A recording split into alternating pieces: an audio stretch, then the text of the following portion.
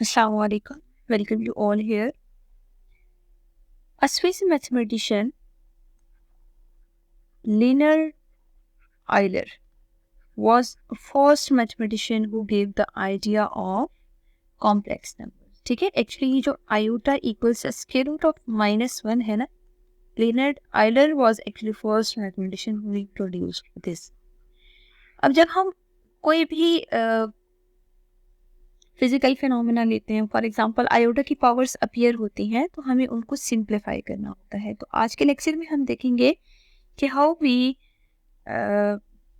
Actually solve the integral powers of iota. For example we have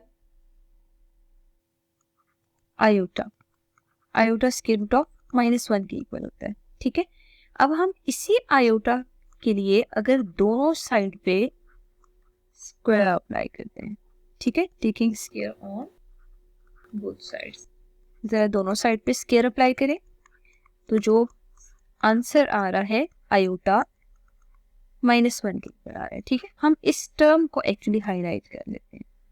तो actually दो तरह के हमें यहाँ पे एक्सप्रेशंस मिले हैं जो कि एमसीक्यू पॉइंट ऑफ व्यू से भी इम्पोर्टेंट है.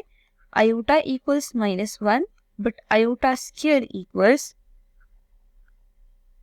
-1. ठीक है, तो आयोटा स्क्वायर रूट ऑफ -1 के इक्वल है और आयोटा स्क्वायर की वैल्यू अगर पूछ ली जाए तो वो -1 के इक्वल है. Actually this value is helpful for the solution of powers of iota. For example we are considering iota cube. ठीक है, अगर हमने आयोटा क्यूब को सिंप्लीफाई करना है ना, तो उसके लिए सबसे पहला काम हमें ये करना होगा, हर आयोटा को ब्रेक करके उसको इवन पावर में कन्वर्ट करना है. तो आयोटा क्यूब से अगर इवन पावर को स्प्लिट करें, एक आयोटा रिमेनिंग है. ठीक है, तो हम ऐसा करते हैं, पुट कर देते हैं इसमें आयोटा स्क्वायर की जगह -1, क्योंकि हमें पता है आयोटा स्क्वायर -1 के इक्वल है.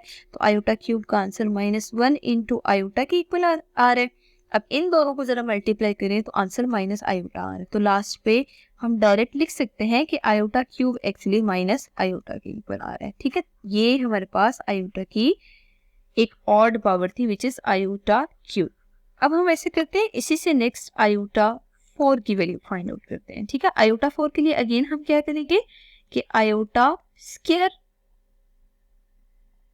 की पावर में देखेंगे इसको क्या लिखा जा सकता है. तो आयोटा स्क्वायर की पावर 2 लिखा जा सकता है आयोटा रेज़्ड पर पावर 4 को. अब हम ऐसे करते हैं, आयोटा स्क्वायर की जगह -1 पुट करते हैं, क्योंकि ये हमें पता है कि आयोटा स्क्वायर -1 के इक्वल होता है. तो -1 स्क्वायर का जो आंसर आ रहा है वो 1 के इक्वल आ रहा है. इट मीन्स आयोटा रेज़्ड पर 4 equals 1. This is very basic. अब इसी तरह हम आयोटा की हायर ऑर्डर पावर्स को भी सिंप्लीफाई कर सकते हैं. For example we are considering minus iota raised to power 9.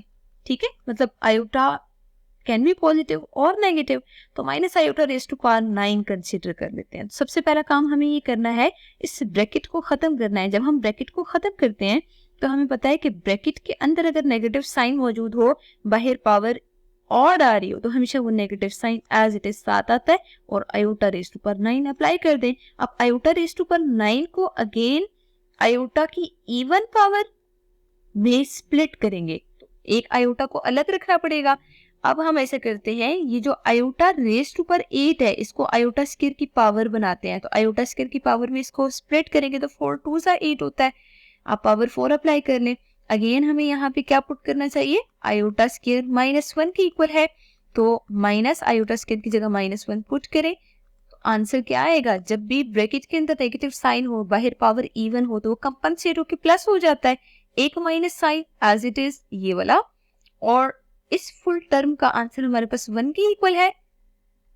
अब हम ऐसा करते हैं कि इसको सिंप्लीफाई करें, आयोटा के इक्वल आ रहा है, तो इन दोनों को मल्टीप्लाई करें, माइनस आयोटा आ रहा है. इसका मतलब है minus iota raise to power 9 को जब हमने सिंप्लीफाई किया तो ये माइनस आयोटा बना रहे हैं. ठीक है, आयोटा कैन बी नेगेटिव और पॉजिटिव. इसी तरह हमारे पास जो आयोटा की पावर्स है वो भी पॉजिटिव भी हो सकती है, नेगेटिव भी हो सकती है. अब हम ऐसा करते हैं, एक न्यूमेरिक वैल्यू कंसिडर करते हैं, आयोटा रेज टू पावर -9.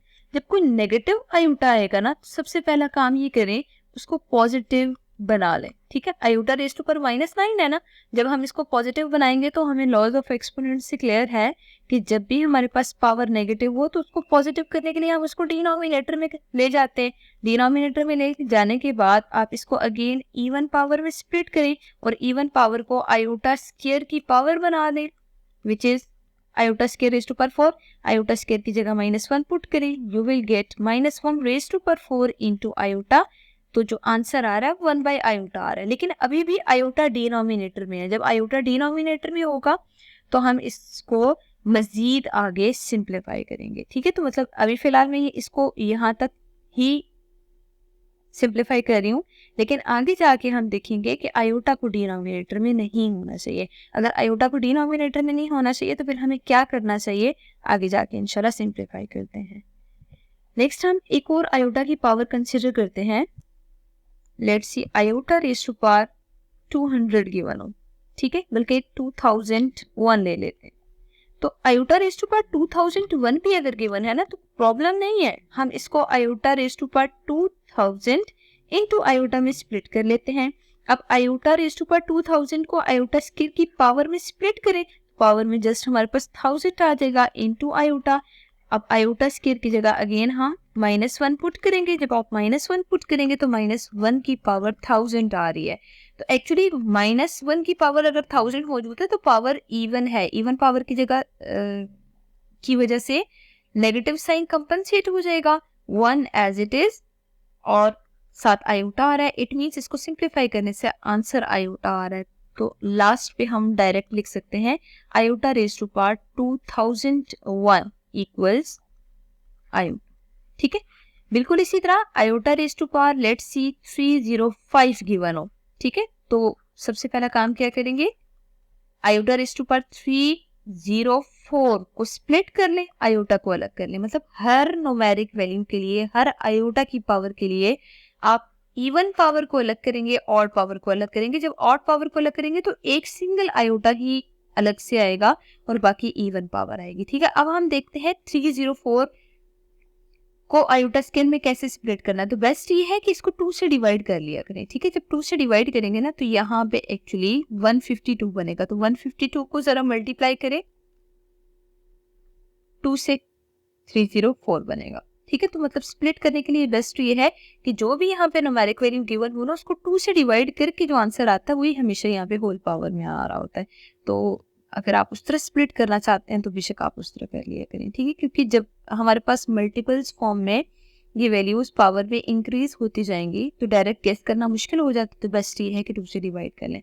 अब आयोटा स्क्वायर की जगह -1 पुट करते हैं और पावर में 102 है। अब पावर इवन है और यहाँ पे ब्रैकेट में नेगेटिव साइन आ रहा है तो ये कंपनसेट होकर प्लस हो जाएगा। इसका मतलब है यहाँ पे आंसर 1 आ रहा है इनटू आयोटा, दोनों को मल्टीप्लाई करें तो आंसर में आयोटा मिलेगा। तो हम डायरेक्ट गेस कर सकते हैं कि आयोटा रेज टू पावर 305 जो है वो आयोटा के ऊपर आ रहा है। Here are the MCQs for you. You have to solve these MCQs carefully and mark correct option.